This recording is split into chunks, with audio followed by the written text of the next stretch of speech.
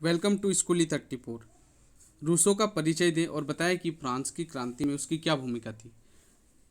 अगर आप हमारे चैनल पर पहली बार आए हैं तो इसे सब्सक्राइब कर दें और साथ ही साथ बेल आइकन को प्रेस कर दें। तो आप सबों का स्वागत करते हैं स्कूली 34 में। तो आज का प्रश्न है कि रूसो कौन थे, इनके बारे में बताना है आपको, और फ्रांस की क्रांति में इनका क्या भूमिका था इस पर भी आपको डिस्कस करना है।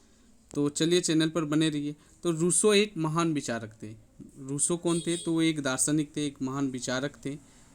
रूसो का पूरा नाम अगर आप जानना चाहेंगे तो उनका पूरा नाम था जॉन जेकस रूसो। ठीक है, जॉन जेकस रूसो उनका पूरा नाम था।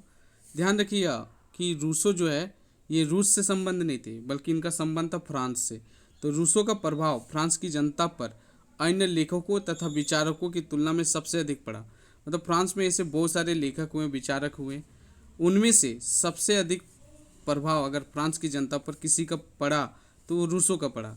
उनके द्वारा एक पुस्तक लिखी गई थी जिनका नाम था सामाजिक समझौता, द सोशल कॉन्ट्रैक्ट इंग्लिश में कहा जाता है।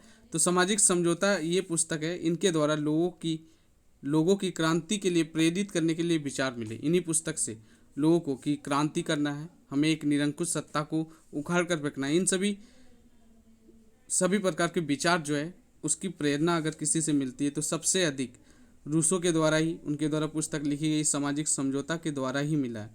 उसने लोगों के सामने, यानी रूसो ने लोगों के सामने ऐसे समाज की स्थापना का विचार रखा जिनमें स्वतंत्रता, समानता और न्याय की प्राप्ति की आशा की जाती थी। यही वजह रहा कि फ्रांस की क्रांति में मुख्य रूप से स्वतंत्रता, समानता और भाईचारा, ये तीन मुख्य देन थी फ्रांस की क्रांति की। इसका डिमांड की गई थी और फाइनली ये मिला भी।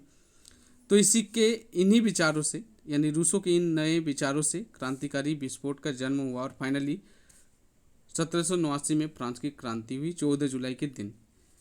ठीक है, इसी प्रकार के आपको अगर किसी भी प्रकार के प्रश्न को जवाब चाहिए सिंपल से, आसान से शब्दों में, आसान से भाषाओं में, तो आप मुझे कमेंट कर सकते हैं। उसके लिए वीडियो आपके लिए बनाया जाएगा।